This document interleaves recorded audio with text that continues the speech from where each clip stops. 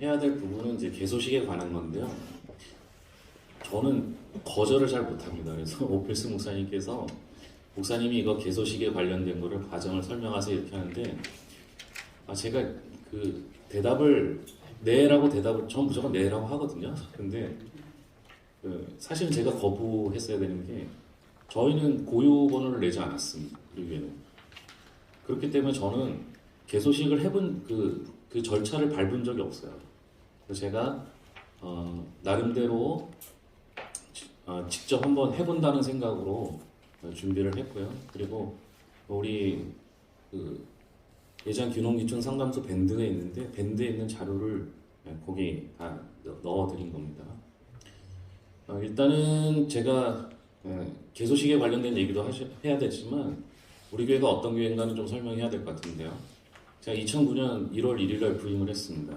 그래서 제가 사례 발표는 여러 번 했기 때문에 아마 들어보신 적이 있을지 모르겠지만 제가 부임했을 때 한 명이었습니다. 35 나이로 부임해서 지금 50이 됐는데요. 그 한 명이 84세 된 할머니였는데요. 2년 안에 돌아가셨어요. 그러니까 이제 실제로 제가 갔을 때 있었던 인원은 한 명도 남아있지 않아요.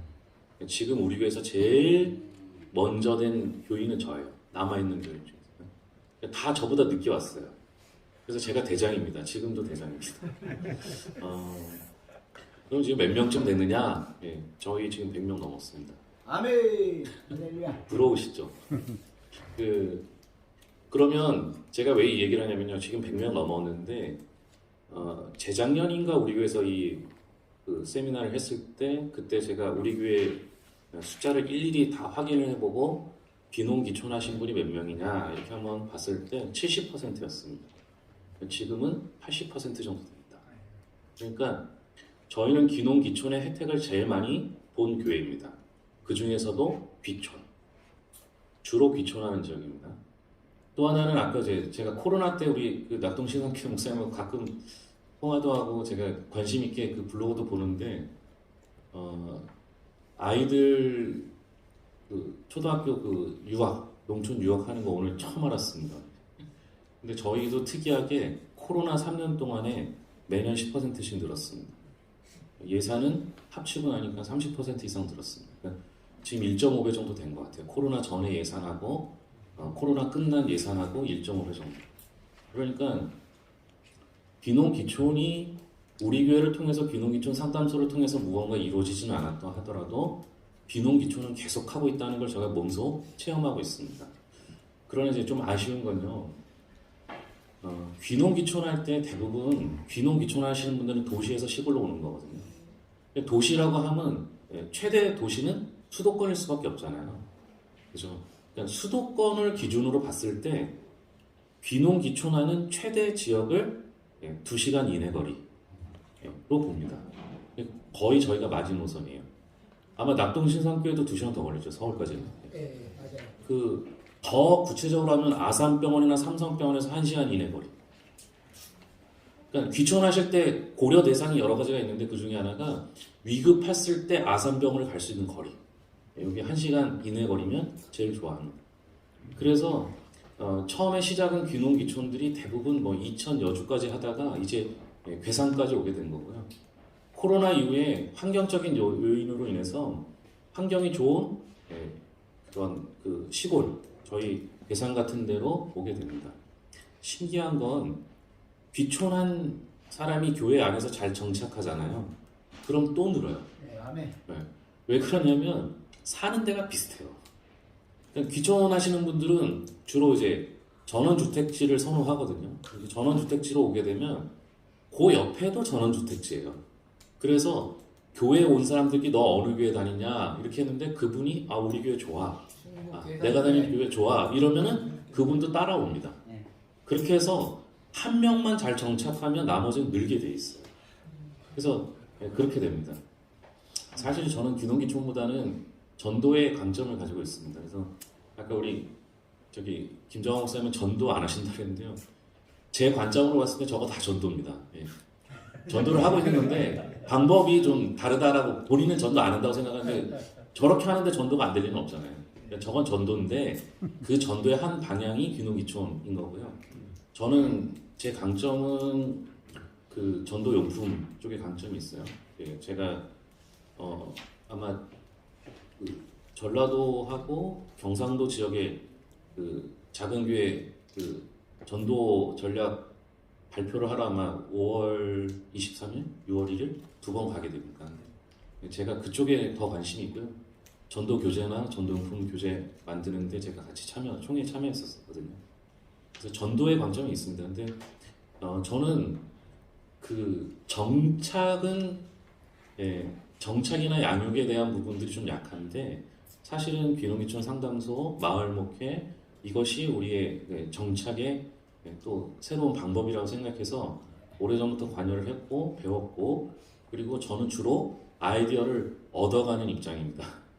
그래서 제가 올 때마다 여기 와서 저도 이 운영 세미나를 벌써 한 6번째 참여하는 것 같은데요. 올 때마다 새로운 아이디어를 받아갑니다. 여러분들 이제 좀 이따 설명드리겠지만 우리가 여기서 세미나를 들으면 예장 귀농귀촌 상담소를 개설할 수 있는 자격이 주어집니다. 그러면 이제 나는 개설했으니까 끝났다 생각하지 마시고 자꾸 오시면 새로운 걸 배워요. 그리고 그때그때 정책들이 자꾸 바뀌기 때문에 그 정책들을 여기 와서 의논할 수가 있어요. 그리고 우리 뭐 김정환 목사님 같은 경우에는 그 자료를 많이 갖고 계시거든요. 그러니까 저분은 연락처를 꼭 받으셔서 신청하는 자료는 많이 갖고 계세요. 그러니까 그거를 꼭 샘플 받아갖고 이름만 바꿔내도 될 수도 있어요. 그러니까 그렇게 많이 활용하시면 좋겠습니다. 자, 간단하게 제가 소개했는데 괜찮으시죠? 들을만 하시겠죠? 제가 개소에는 자신이 없어요. 근데 이게 일단은 개소의 자격은 여기 세미나 들으시면 오늘 다 들으셨잖아요. 이러면 수료하신 거예요. 그럼 이제 돌아가셔서 예장 귀농귀촌 상담소를 개소할 수 있는 자격이 주어집니다. 그래서 예장 귀농귀촌 상담소하고 본인 교회 이름을 넣던지 본인 지역 이름을 넣어서 개소를 하면 됩니다. 그 개소를 왜 하냐라고 묻는 건 좀 이따 설명을 드릴 거고요. 총회 귀농귀촌 여기 총회 농촌부에다 농어촌 선교부죠. 농어촌 선교부에 연락을 하시면 허락을 해줍니다. 허락을 해주고 그 다음에 개소식은 교회에서 준비를 하되 노회 주관으로 하시는 걸로 주로 그렇게 하시면 됩니다. 저희 임원들한테 연락을 주시면 오늘 자료집 보면 맨 뒤에 그 상담소 임원들 연락처하고 다 있습니다. 그러니까 저희한테 연락을 주시면 개소할 수 있는 것을 도와드리고 또 필요한 서류는 사실은 저희가 정하기는 상담소 운영계획서, 상담소 조직, 정관, 노회장 추천서 이렇게 되어 있는데요. 나머지는 다 필요하고 노회장 추천서만 노회에서 한다는 것만 좀 이렇게 추천을 받아달라 이렇게만 하게 해서 저희 임원에서 정한 게 그렇습니다. 제가 요 비슷한 시기에 우리 교회 지금 작은 도서관을 단체로 등록해서 고유번호증을 받으려고 지금 준비하고 있는데요. 제가 요거하고 지금 발제하고를 두 가지를 놓고 비교하다 보니까요. 작은 도서관 하시는 데 있는지 모르겠지만 지금 굉장히 까다로워졌어요. 그러니까 현 시점에서 작은 도서관을 등록을 하려면 상근 근무자가 있어야 돼요. 제가 얼마 정도 상근을 해야 되느냐 그랬더니 180만 원을 줘야 된답니다. 그리고 일부 지자체에서는 그 4대 보험들은 그것까지 제출하라고 하고요. 그 다음에 작은 도서관이기 때문에 그 독서 지도사 1급 자격증이 있어야 됩니다. 물론 민간입니다. 그거 없으셨죠? 예? 아니 그때는 그게 자격이 아니었죠. 지금은 자격이에요. 근데 이게 또 시간이 지나면 더 아주 구체적으로 더 힘들게 되게 돼 있습니다. 왜냐하면 이 작은 도서관이 약간의 지원이 되거든요. 그래서 약간의 지원하고 그 작은 도서관을 하는 데가 많아지면서 그 자격을 까다롭게 해버렸습니다. 이제 시간 지나면 더 그래요. 그런데 제가 이거 준비하면서 보니까 귀농귀촌 상담소는 자격 자체가 없어요. 그냥 신청하면 돼요. 그러니까 고유번호증을 저희가 받는 게 목적인데요. 작은 도서관도 고유번호증이고요. 물론 이제 지자체에서 승인을 먼저 해주고 승인한 걸 가지고 고유번호증을 내게 돼 있고요. 우리 귀농귀촌 상담소도 고유번호증을 내는 게 목적이에요. 그런데 똑같은 고유번호증이고 사용하는 건 거의 똑같아요. 물론 이제 귀농귀촌 상담소는 그 목적이나 이런 거에 귀농귀촌과 관련된 목적을 적으면 돼요. 근데 거의 유사해요. 뭐 프로그램에 뭐 공모 신청을 한다거나 할 때도 그냥 고유번호증만 있으면 되는데 지금 현 시점에 봤을 때는 제일 편하게 고유번호증을 받는 게 이게 귀농귀촌 상담소라는 겁니다. 이해가 되시죠? 예. 너무 불편한 거예요. 그래서 지금 그 도서도 저희가 지금 제가 어제까지 도서 작업 분류하고 바코드 하고 막 이러다가 왔는데요. 지금 귀농귀촌 상담소는 모든 그 농어촌 지자체에서 거의 그냥 패스입니다. 프리패스입니다. 원하면 해줍니다. 왜냐하면 자기네들이 이걸 그 유치를 못 하거든요. 그래서 저희도 개소식하고 우리는 농어촌진흥센터에서 한 사람이 이 귀농귀촌 업무를 담당해요. 딱 한 명이에요. 그분 혼자서 하거든요. 근데 예산이 2천만 원이 나왔는데 어떻게 쓸 줄 모른다고 저를 찾아왔어요. 그래서 제가 우리 그 당시 총무였던 우리 그 백명기 목사님 통해서 고려대 원우회를 찾아봤어요. 그래서 고려대 원우회에다가 우리가 그 버스도 보내주고 먹는 거고 뭐고 다 해줄 테니까 내려와서 하룻밤 자고 가라 이렇게 했어요. 다 됐는데 코로나가 터졌어요. 그래서 안 됐는데 저희가 이 과정을 거치고 개소식을 하다 보면 관하고 연결될 수밖에 없어요. 그러면 그분들은 정책도 있고 돈도 끌어올 수 있는데 타 지역에 있는 그 공무원들의 한계거든요. 타 지역에 있는 사람을 유치할 능력이 없어요. 근데 우리는 목사님들은 아름아름 해갖고 또 아니면 총회의 도움을 받거나 도시 지역에 있는 교회의 도움을 받아서 연결하는 역할을 할 수 있어요. 근데 이왕 할 거면 고유번호증이 있는 게 훨씬 편합니다. 비영리 단체 등록 필요 서류가 거의 유사하더라고요. 제가 보니까 단체 직인, 법인으로 보는 단체의 대표자 등의 선임 신고서, 그러니까 대표자 선임하는 거예요. 그 다음에 법인으로 보는 단체 승인 신청서. 이거는 우리 귀농귀촌 상담소는 필요가 없어요. 회원 명부도 있어야 되는데 우린 필요 없고요. 정관 또는 회칙인데 이거는 제가 그거 넣어드렸습니다. 그 다음에 창립총회 회의록, 참석자 서명문인데요. 여기에 대표자 선임 증명 서류를 여기 회의록에다 넣으면 두 가지 서류가 하나면 되는 겁니다. 그 다음에 사무소 사용 권리 관계인데요. 뭐 교회 사무실이다 그러면 교회에다가 무상임대 확인서를 하나 받으면 됩니다. 어렵지도 않죠. 위임하는 경우는 이제 목사님들이 대부분 대표자가 될 텐데 목사님이 가서 신청하지 않는 경우는 위임장이 필요한 거죠. 자, 요게 귀농귀촌 상담소만 아니라요. 모든 비영리 단체는 다 이 과정이에요. 그러니까 우리만 아니라 어떤 거든. 근데 만약 여기다 이제 목적처럼 아까 제가 작은 도서관이다. 그럼 작은 도서관은 지자체의 조례로 정해져 있어요.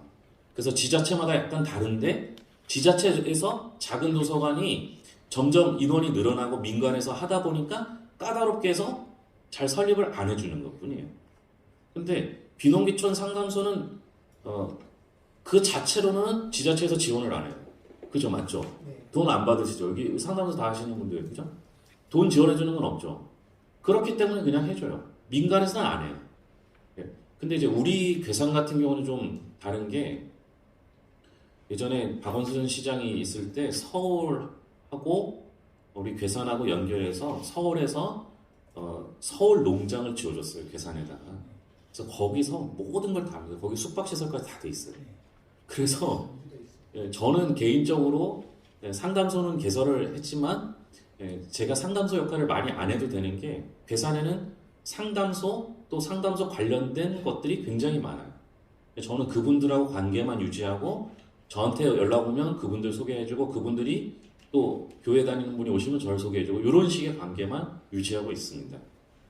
고유번호증을 발급받으면 뭐가 유리하냐? 아까 우리 그 낙동신성교회에서 했던 것처럼 공모 사업을 할 수가 있습니다. 아시겠지만 교회도 고유번호증을 갖고 있지만 교회 이름으로는 공모 사업이 불가능합니다. 종교단체는 안 해줍니다. 그런데 귀농귀촌 상담소, 작은 도서관, 뭐 다른 것도 마찬가지. 아까 뭐 자원봉사, 뭐 여러 가지 다 있잖아요. 그런 고유번호증이 있으면 공모 사업이 가능해집니다. 공모 사업은 이제 두 가지죠. 민간에서 하는 거하고요, 관공서에서 하는 건데요. 관공서에서 하는 건 굉장히 까다롭습니다. 그러니까 예를 들면 관공서에서 100만 원짜리 행사다 그러면 50만 원 지원해주고 100만 원치 회계 자료를 내라고 해요. 맞아요. 네. 귀찮아요. 그래서 관공서 건 가능하면 안 하고 싶은 게 이제 저희들의 마음이고요. 만약 민간이다 그러면 자기네 준 것만 딱 내라고 합니다. 뭐 삼성에서 한다 그러면 삼성에서 뭐 100만 원 전했으면 100만 원에 대한 회계 자료만 요구를 합니다. 근데 관공서는 그 행사 전체에 대한 금액을 내라고 하기 때문에 좀 어렵죠. 근데 이게 이때 꼭 필요한 게 고유번호증이라는 겁니다. 우리 제가 대충 봤을 때 우리 지금 상담소가 18개인가요? 예. 그 18개 중에 거의 대부분 다 고유번호증을 발급 받으셨더라고요. 고유번호증을 받는데 필요한 서류는 첫째는 정관입니다. 제가 정관 사진 넣어드렸는데요. 이게 낙동신상교회 겁니다. 우리 김정환 목사님께서 요거를 이렇게 올려드렸습니다. 글씨가 너무 작다고 하시는 분들은 보지 말라고 이렇게 해놓은 거니까 글씨는 보지 마시고요. 정관이 필요하다 이렇게 하면 됩니다. 제가 좀 이따 또 말씀드릴 거예요. 나중에 갈개서북교회 그 지리산 지속도를 보면은 정관이 한 페이지로 되어 있습니다. 굉장히 짧습니다. 여러분 정관을 하실 때 한 가지 팁을 드리면요. 협동조합도 마찬가지고 다른 뭐 사회적 기업도 마찬가지인데요. 할 수 있는 항목은 최대한 많이 넣어놓고 등으로 끝내서 딱 어떤 걸 하겠다 이렇게 하지 마시고 넓게 써놔야 됩니다. 그래야지 대충 등으로 끝내놔야지 그 적은 거 말고도 나머지를 해도 문제가 없어요. 네. 근데 만약 귀농 귀촌에 관련된 일을 한다 요거 하나만 써놓잖아요. 그럼 다른 건 못해요. 정관에는 가능하면 많이 써놔라. 누가 뭐라 하는 사람 없으니까. 그리고 이제 그 회원 자격이나 몇 가지 조직들은 정확히 해야 되는데요. 궁금하신 건 이게 이제 여러분 샘플이 있느냐 이건데요. 샘플은 저희 밴드에 다 있습니다. 제가 오늘 드린 그 모든 자료는 저희 귀농귀촌 상담소 밴드에서 다 제가 확인을 하고 거기 있는 것들로만 올려놨습니다. 그 다음에 필요한 게 이제 상담 일지가 필요한데요. 상담 일지도 그런 식으로 해서 상담을 하는 것처럼 상담을 하는 걸로 하는 것처럼이 아니고 그럼 요런 양식입니다. 꼭 요렇게 해야 된다는 거 아니고 이게 있어야 되는 겁니다. 그러니까 요 양식 요런 형태로 상담을 하고 있다는 게 있으면 됩니다. 요 양식이 꼭 필요한 건 아니고 요게 필요한 겁니다. 세 번째로 사업계획서인데요. 사업계획서도 역시 작은 글씨로 이렇게 되어 있지만 우리가 사업을 뭐 한다, 어떻게 할 거다라는 거고요. 거기 파란 글씨로 설명이 되어 있습니다. 이제 요게 필요하고요. 거기는 안 적어놨지만 이제 갈개서북교회 거를 제가 넣으면서요. 회의록이 필요합니다. 이게 총회 회의록. 이거는 그 협동조합 설립할 때도 마찬가지인데요. 총회 회의록이 꼭 필요한데 반드시 들어가야 되는 내용이 대표자 선임입니다. 그러니까 여럿이 모여서 요 상담소는 대표를 이호환 목사로 한다. 요 내용이 반드시 들어가야 합니다. 그리고 대표자 외에 나머지가 날인한 게 꼭 필요한 겁니다. 그리고 회원 명부도 요 날인한 사람들 위주로 해서 하면 되고요. 또 하나 조직이 좀 들어가야 되는데요. 그 조직은 개소식 순서지에 보면 늘 푸른 교회 게 있어요. 늘 푸른 교회 보면 상담소 조직이 아주 자세히 들어 있습니다. 그것을 참고하시면 되는데요. 여기 보시면 그 소장은 목사, 총무는 집사, 간사는 목사 이렇게 돼 있는데요.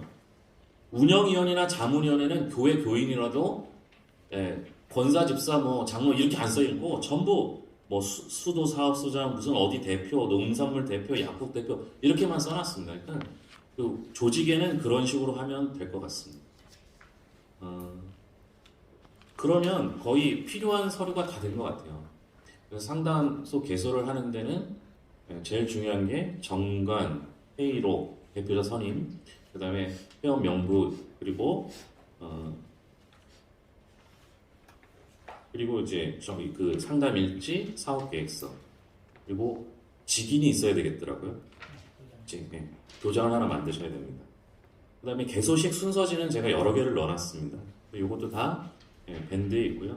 그걸 참고해서 만드시면 되고, 개소식을 하게 되면 지금까지는 농어촌부 부장님이 가셔서 개소식 설교를 해주셨고요. 그 다음에 노회장님들을 초청해서 축사나 이런 식으로 참여를 시켰습니다. 네, 그런 식으로 하면 이제 고유번호증을 받는 데는 지장이 없을 것 같고요. 요게 다 한글 파일로 다 돼 있습니다. 우리 그 예장 귀농귀촌 상담소 밴드인데요. 원하시면 요 저희들 그 연락처 임원들 연락처가 있습니다. 거기로 문자를 보내주시면 저희가 밴드로 초청해 주는 게 제일 편할 겁니다. 네. 제가 뭐 밴드 그 주소는 갖고 왔는데 적어 드려도 잘 못 찾아오시니까 네. 예, 전화를 문자로 전화 여기 우리 상담소 하시는 목사님들한테 보내면 다 돼 있거든요. 그 안에 들어오면 활동은 거의 없지만 필요 서류는 거기에 다 있습니다. 제가 오늘 넣어드린 건 다 거기 있는 거거든요. 그러니까 그렇게 진행하시면 되고요. 고유번호증은 아시겠지만 그 세무서에서 신청하는 거고요. 이 자료가 다 되면 뭐 PDF 파일로 갖고 계시다면 세무서를 안 가도 홈택스에서 다 신청이 가능하더라고요. 제가 우리 동네에는 세무서가 없기 때문에 세무서를 가려면 청주까지 나가야 되거든요. 한 50분? 그러니까 가면 제출하고 서류 다 제출하고 뭐 사실은 잘 몰라요. 상담소가 있는지도 모르니까 가서 제출하면 오히려 우리가 설명하면서 이거면 되더랍니다 하고 하면 나중에 모자르면 또 이제 연락 오면은 첨부서를 더 추가해서 넣으면 되고요. 물론 이제 고유번호증 같은 경우 신청만 해서 통과만 되면 주소지로 보내달라고 하면 보내줘요. 근데 그렇게 안 하더라도 홈택스에서 하면 그냥 인터넷으로 다 신청하고 주소지로 보내주세요 하면 고유번호증이 오게 됩니다. 그러니까 저 같은 시골에 사는 사람은 이게 훨씬 편하다라는 걸 알려드리는데 워낙 홈택스 이런 걸 싫어하셔서 그죠? 불편하시면 가서 직접 하시면 될 것 같습니다. 제가 이걸 조사하다 보니까요 비영리 단체만 담당하는 행정사가 있더라고요. 그러니까 고유번호증 내는 게 어렵다 이렇게 하시면 동네마다 법무사도 아니고 행정사라고 있어요. 보셨어요? 그분들은 자격이 아무것도 없고 그냥 행정사인데요. 행정사한테 부탁하면 이 고유번호증 내는 걸 자기네들이 필요 서류를 다 알려주고 이렇게 하면 됩니다. 그리고 자기네들이 대리 신청해 주는데 수수료만 내면 그분들 수고비만 내면 다 해줍니다. 그래서 고유번호증 내는 것까지가 제가 오늘 이제 제가 설명드릴 부분이고요. 뭐 혹시 개소하는데 또 궁금한 거 있으십니까? 너무 간단하기 때문에 제가 저보고 이거 하라 했는데 저보고 50분을 줬는데 제가 이게 할 게 없어요, 그죠? 그래서 좀 걱정을 했는데 필요 서류는요 밴드로 들어오시면 다 있고요. 그다음에 제가 그 순서지를 넣어드린 건 순서지가 없으면 그 나중에 개소식 할 때 순서지 만드는 게 좀 불편하더라고요. 안 하다 온 거니까요. 그래서 순서지는 여러 개를 넣어드렸고요. 그 순서지가 아주 자세하게 돼 있는 게 대중교회, 그다음에 신성교회, 그다음에 거기는 안 넣어드렸는데 그 예장 귀농귀촌 상담소 태안지소 거도 좀 조직이랑 이런 게 자세히 나와 있어요. 거기 이제 그거를 한번 보시면 태안지소 건 안 넣어도 되는 것 같아요. 근데 거기 태안지소는 자기들의 그 상담소 활용하는 거, 저기 목적 이런 것까지 다 돼 있습니다.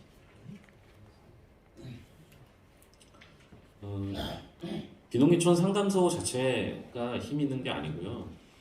이걸 가지고 여러분들이 어떻게 활용하시는가가 훨씬 더 중요한 겁니다. 물론 이제 저 같은 경우는 상담소 고유번호증을 받지 않았어도 지역하고 협력하면서 계속 하고 있고요.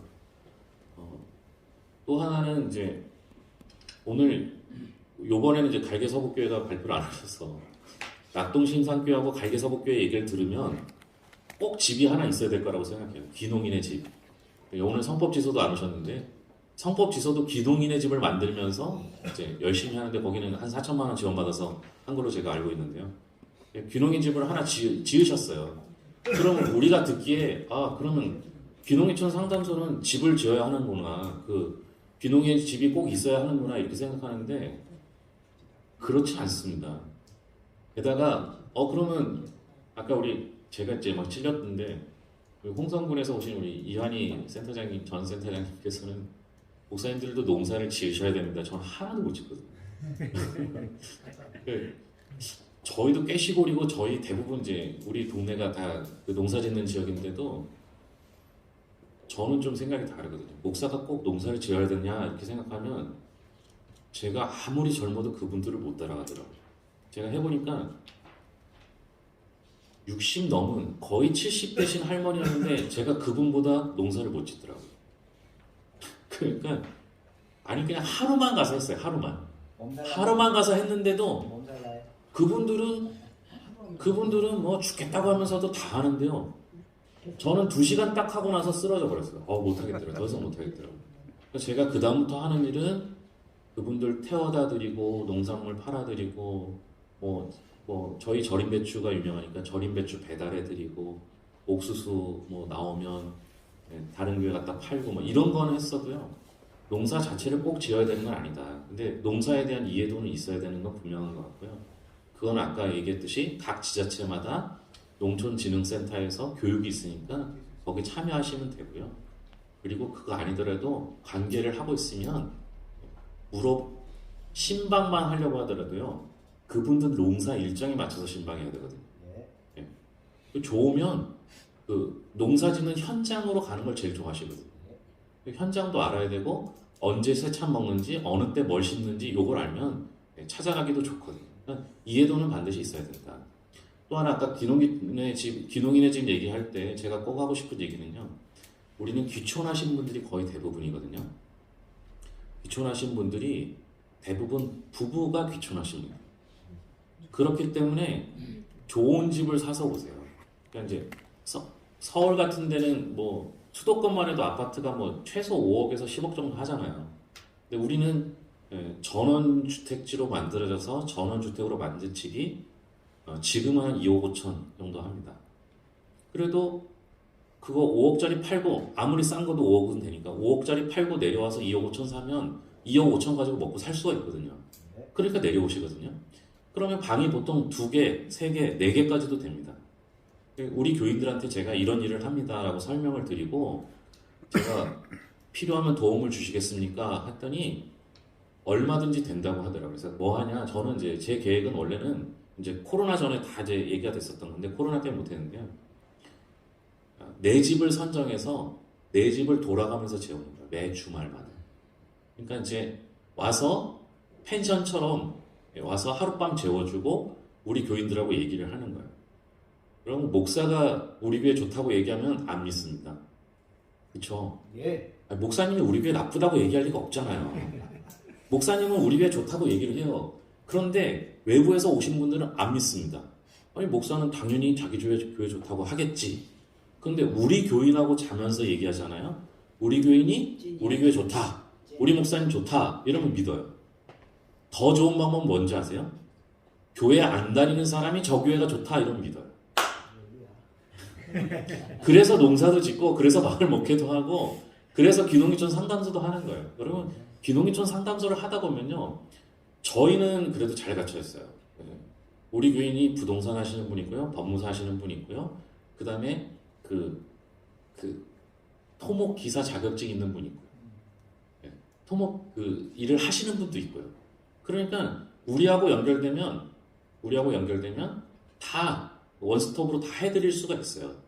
그런데 여러분 교회가 모든 사람들이 다 그런 일을 각각 하는 사람이 다 있는 건 아니잖아요. 그럼 어쩔 수 없이 귀농귀촌 상담소를 하다 보면 요 관련된 분들하고 관계를 맺어야 돼요. 그럼 이분들하고 관계를 맺고 우리가 그분들은 신기해요. 왜냐하면 제가 일일이 태워다 드리고 일일이 보여드리고 다 했는데 저는 한 푼도 안 받거든요. 근데 저하고 연결된 분들은 다 그걸로 수수료를 받는데 오히려 목사님이 소개해주고 목사님은 고생은 다 하고 운전은 다 하고 수익은 자기들만 보니까 저를 되게 고마워해요. 제가 왜 일을 했냐면요. 귀농귀촌 상담소도 운영하려고 왔던 이유도요. 대부분 귀농을 하기로 마음먹는 건 순간입니다. 그죠? 귀촌하려고 마음먹는 건 순간이에요. 무슨 얘기냐면 내가 5년 후에 귀촌하겠다 이렇게 생각하고 차근차근 준비한 사람 없어요. 어느 날 갑자기 야 이제 더 이상 서울 하늘이 싫다. 근데 어느 날 괴산에 뭐 산막이 액기를 오거나 경치 좋은 그 계곡에 가서 놀다 보니까 야 여기서 살았으면 좋겠다. 이러고서는 유튜브 보고 그냥 유튜브 보고 인터넷 뒤져갖고 그냥 계약을 해버려요. 근데 이런 경우가 뭐가 문제냐면요. 수도권에 사는 집을 급매로 내놓고 괴산에 알아보지도 않고 급매로 사면 양쪽에서 1억씩 손해봅니다. 진짜 그래요. 예, 맞죠? 그쪽에서 급매로 샀으니까 1억 손해보고 파니까 또 괴산도 그 시세가 아닌데 전원주택지라고 올라온 건 다 시세보다 높게 올려놓습니다. 그러니까 여기도 손해봤죠. 그런데 와서 적응 못 하잖아요? 그럼 다시 여기를 급매로 팔고 서울을 급매로 삽니다. 그럼 또 1억, 1억씩. 그러니까 최소 2억에서 5억 정도를 손해보더라고요. 한 1년에서 2년 사이에. 제가 이게 너무 마음이 아파서 저는 이것 때문에 관심을 가지고 시작을 했던 거거든요.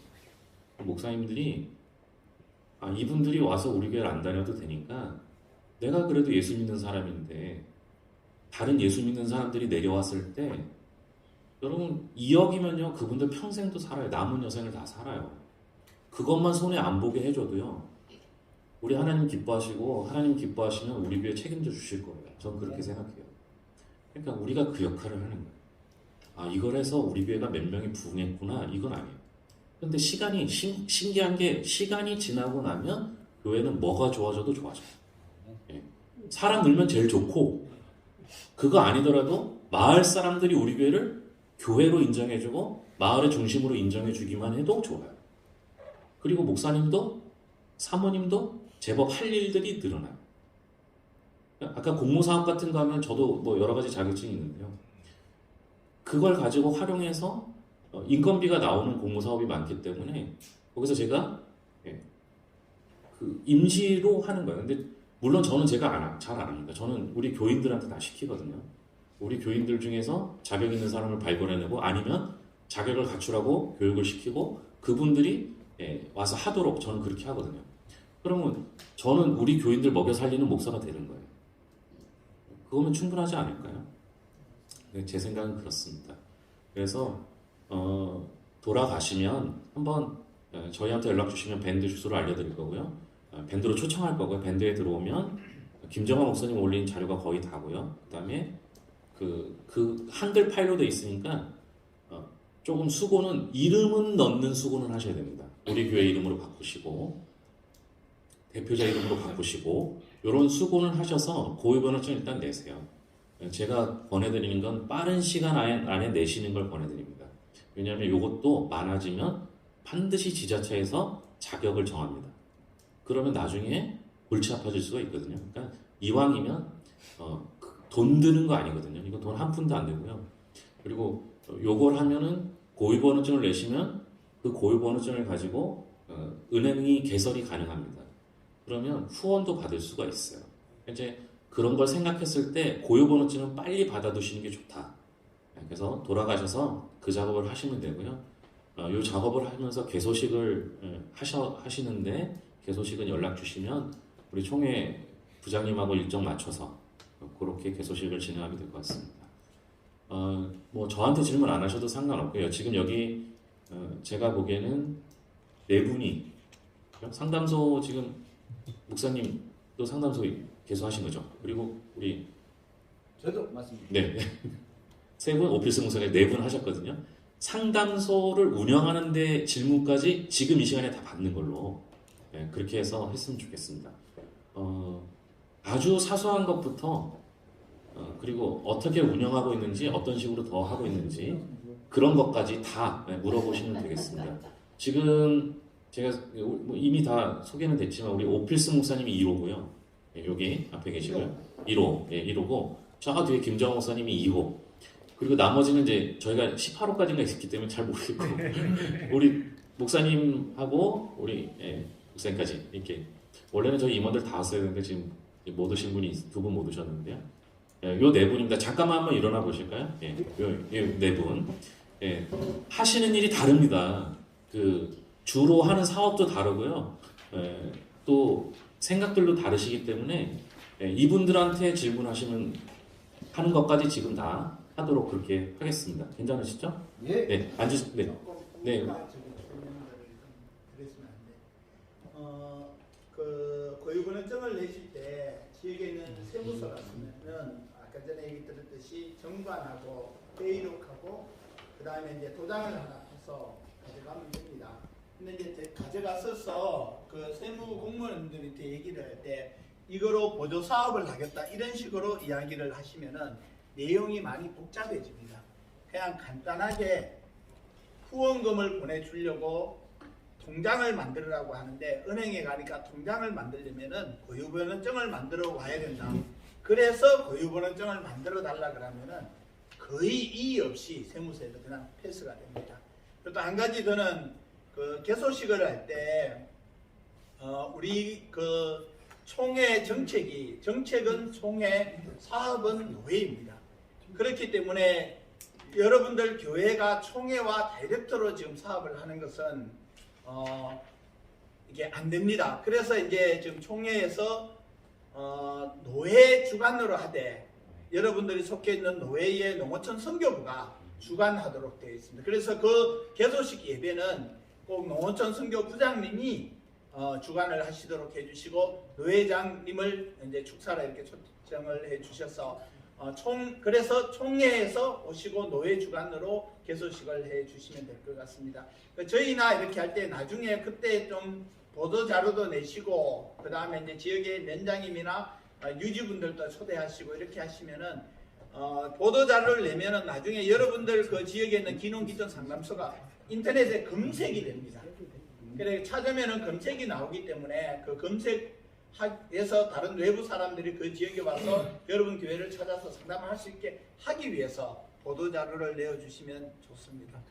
한 가지가 기억이 안 난다. 네, 질문 받으면 또 얘기하시면 네. 돼요. 네. 그냥 질문을 하시면 그 지역에 협의 지역이 있고 광의 지역이 있는데 그러니까 그 협수 그러니까 동네의 그 상담소냐 제가 여수인데 여수 권역의 부분으로 할 거냐 아니면 그 예를 들면 지금 제가 남면에 속한데 제가 섬이다 도서 지역이다 보니까 이게 구분되는 부분이 있어서 이 부분을 그 협의적인 장소를 볼 것이냐 강의적인 지금 이제 그 지소를 세우려고 할 때 그 부분에 대해서 좀 여쭤보고 싶은데요. 누가 대답하시겠습니까?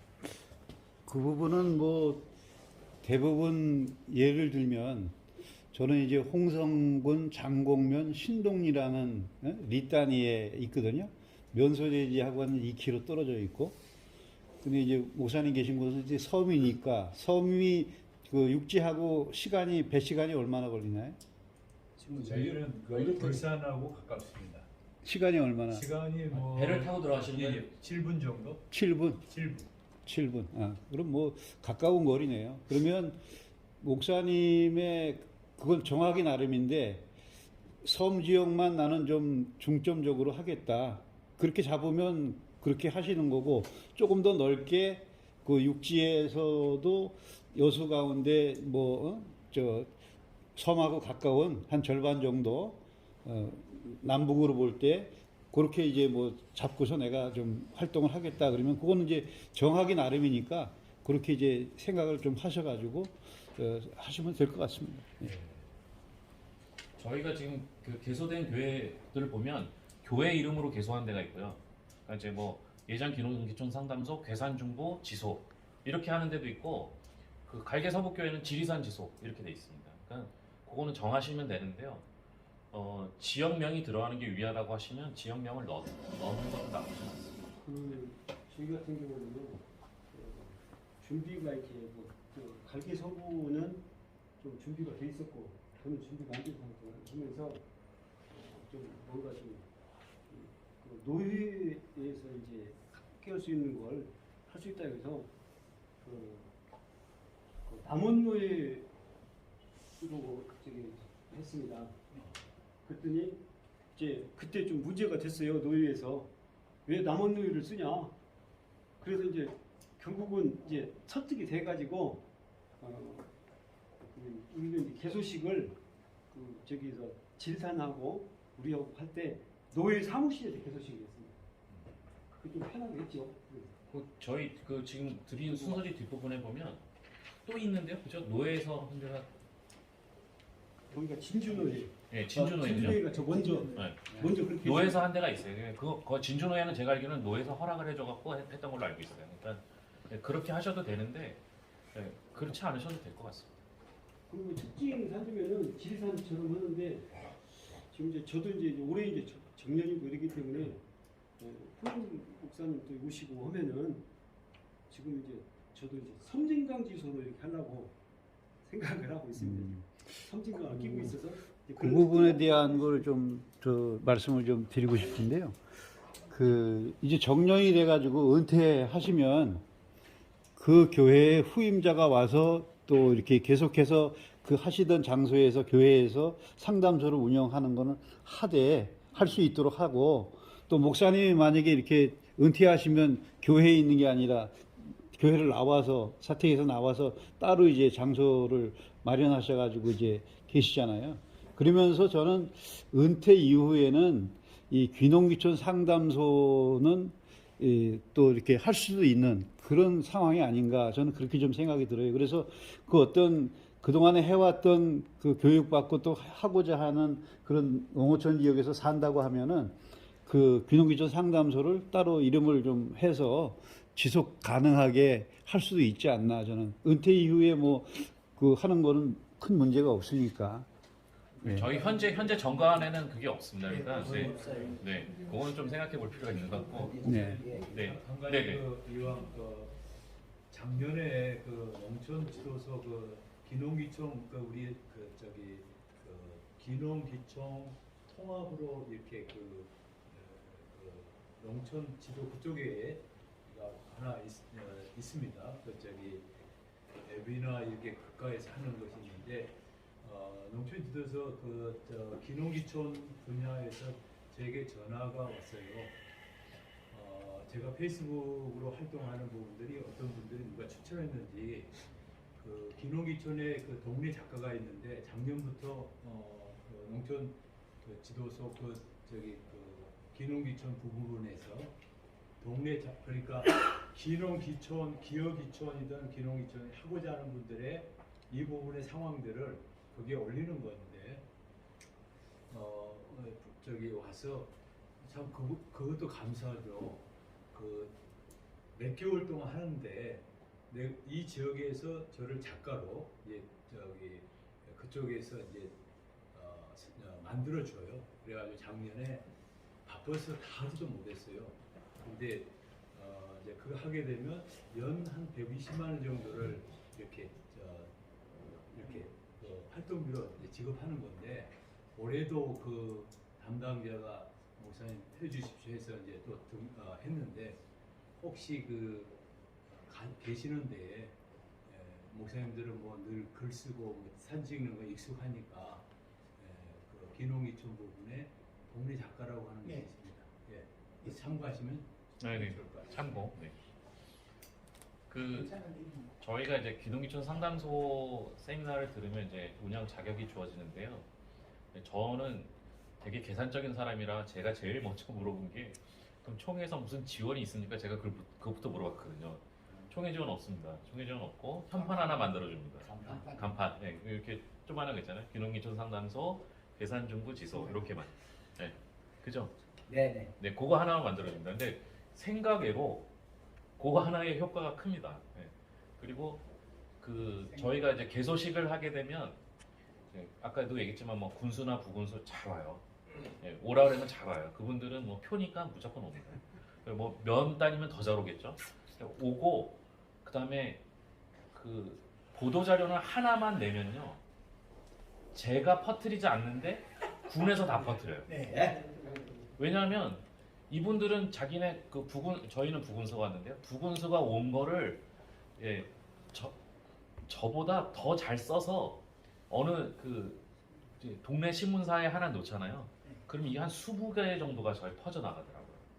그러니까 그 보도 자료가 그렇게 군에서 내고요. 군에서 낸 게 지역 신문, 인터넷 신문에 다 퍼져 나가는데요.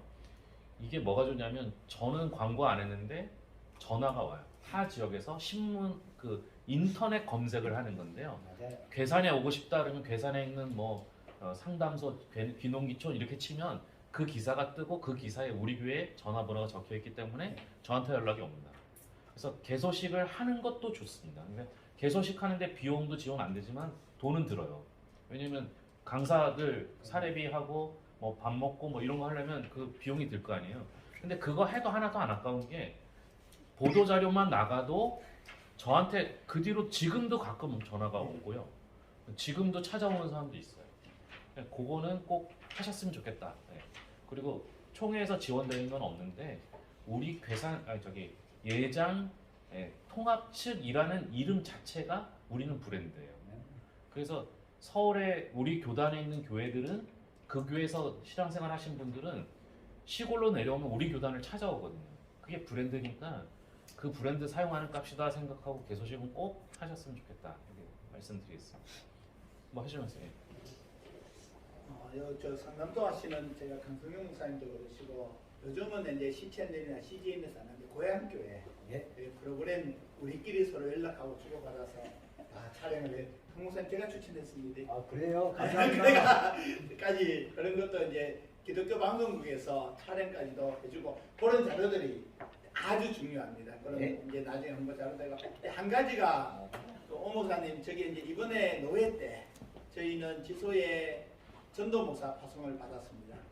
왜냐하면 총회 농어촌 선교부 산하단체이기 때문에 노회에서 전도 목사 파송까지도 해서 이제 그 임지가 없으신 목사님 이제 목사 그 살려주기 위해서 있고 이제 저희 안에서도 한 달에 한 번씩 올라와서 일을 맡을 수 있는 것도 가능하기 때문에 그런 면에 대한 것도 생각을 해주시면 괜찮겠습니다. 기관 목사로 인정받았다는 거죠?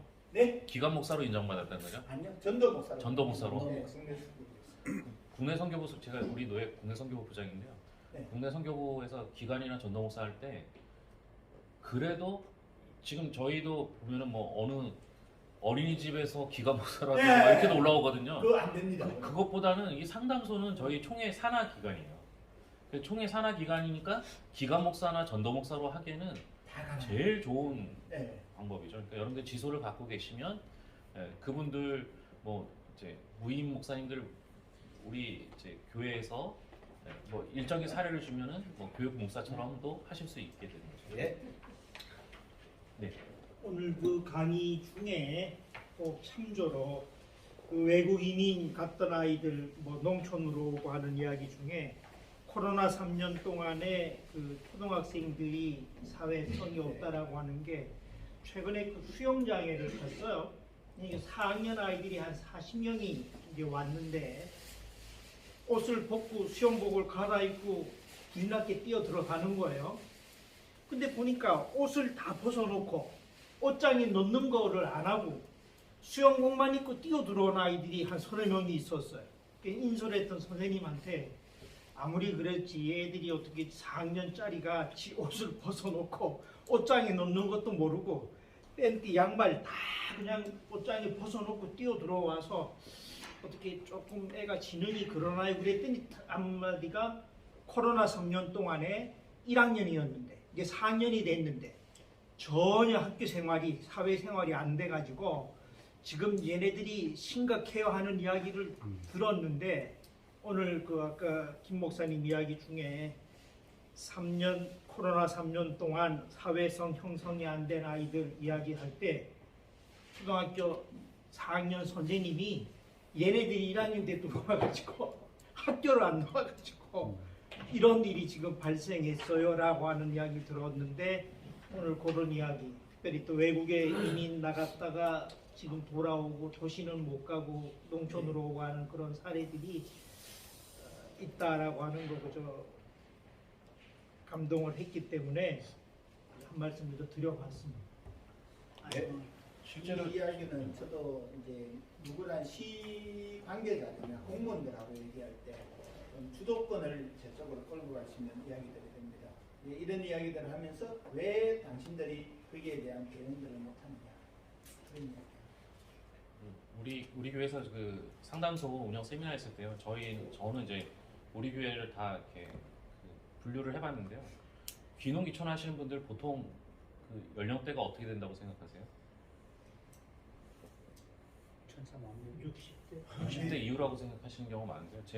저도 깜짝 놀랐어요. 우리 교회도 60대 이후라고 생각했는데요. 60대 이하가 절반이에요. 네. 60대 이상이 절반이고요. 분류도 60대라고 하기보다는 55세가 네. 더 적절한 것 같아요. 55세부터 은퇴를 하기 시작하고 은퇴하신 분들이 오는 경우가 있거든요. 그래서 55세부터 이제 은퇴하고 오시는 분들, 그 이전에 오시는 분들, 심지어 우리 교회는 아이들 교육 때문에 오는 분도 있어요. 네.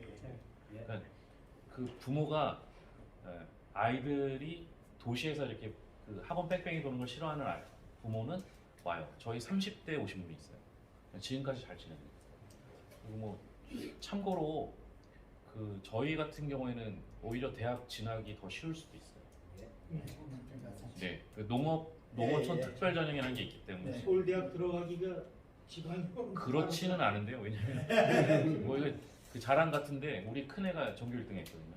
서울대를 못 갔어요. 그게 그렇게 쉽지는 않아요. 그러니까 이제 그 왜냐하면 전국에 농어촌 특별 전형 넣는 애들이 엄청 많거든요. 네. 그래서 서울대는 따는 당상이 아니에요. 전교 1등을 해도 우리 1등급 해도 서울대를 반드시 하는 건 아니에요. 근데 이제 그런 유리한 점은 분명히 있다. 예. 그래서 저희는 초등학교가 우리 지역에 읍내는 4개인가 5개인가 돼요. 우리 바로 교회 앞에 초등학교가 있는데 신입생이 8명이었어요. 그래도 농촌에서 교육받는 게 훨씬 낫다라고 생각하는 분들이 있어요. 우리 동네는 좀 특이한 게 우리보다 더 시골, 훨씬 더 시골 안쪽에 있는 데인데 거긴 초등학생이 우리 바로 앞에 있는 그 학교보다 많아요. 이유는 딱 하나예요.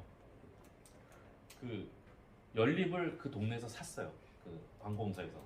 그래서 그 학교 초등학교에 다니는 학생이 있으면 연립을 무료로 줘요. 예, 다니는 동안에.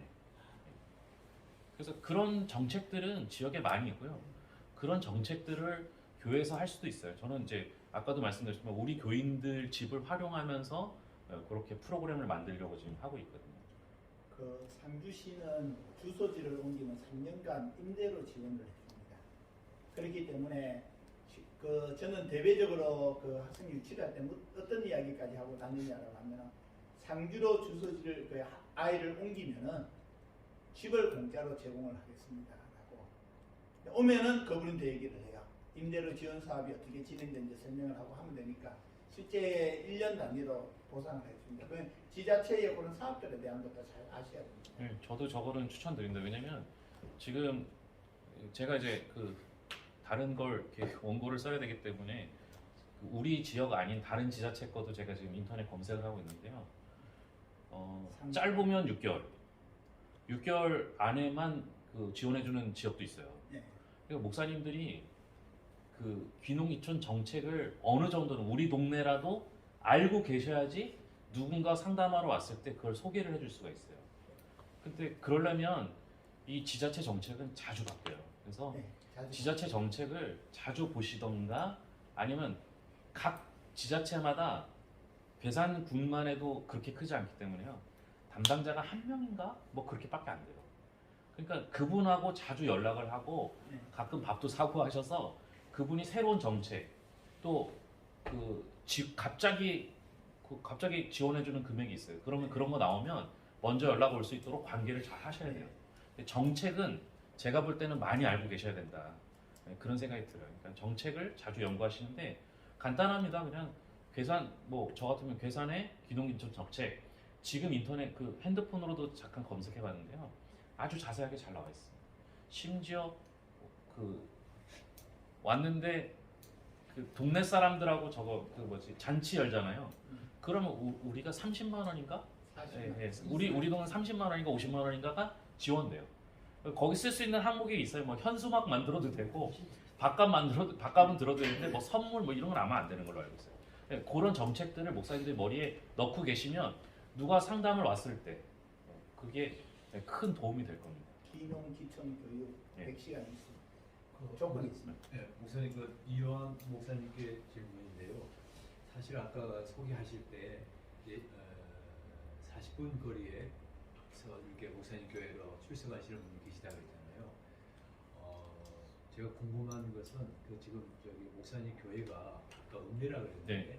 읍내의 어떤 그 저기 교회가 입주해 있는 교회 그 건물이 어떤 이렇게 그 농촌의 환경입니까 아니면 읍내 그 거리의 환경입니까? 저는 완전 도시입니다. 네. 우리 교회로 와 보시면요, 우리 교회는 완전히 도시예요. 모든 스타일이 다 도시예요. 아, 근데 거기에다가 기농기촌 상담소 그 현판을 붙였어요. 현판도 제 사무실에다 붙여놨기 때문에 밖에서 보이지도 않아요. 근데 이제 저도 SNS 하고요. 그다음에 그 보도 자료 보고 연락 오시는 분들. 근데 저희는 그 귀농귀촌 하신 분들이 몸은 귀촌에서 괴산에 있지만요. 그 생각하는 거, 누리는 문화, 그리고 예배드리는 환경 이걸 다 도시를 원해요. 네, 그래서 또 저도 그냥 스타일이 그렇기 때문에요. 우리 교회는 도시보다 더 깔끔해요. 모든 뭐 예배 순서나 뭐든지 다.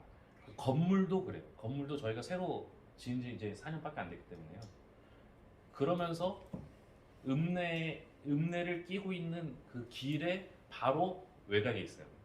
그래서 한번 놀러 봐요. 여수라서 제가 오시라고 못하겠네요. 근데 와 보시면 저희는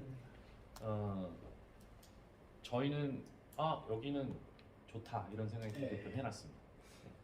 저희가 저는 이제 제가 건축을 했기 때문에 모든 걸 다 계산해 갖고 했거든요. 그래서 그분 이제 오면은 우리 교회는 아이들이 있는 부모가 오면 100% 등록하고 정착했습니다.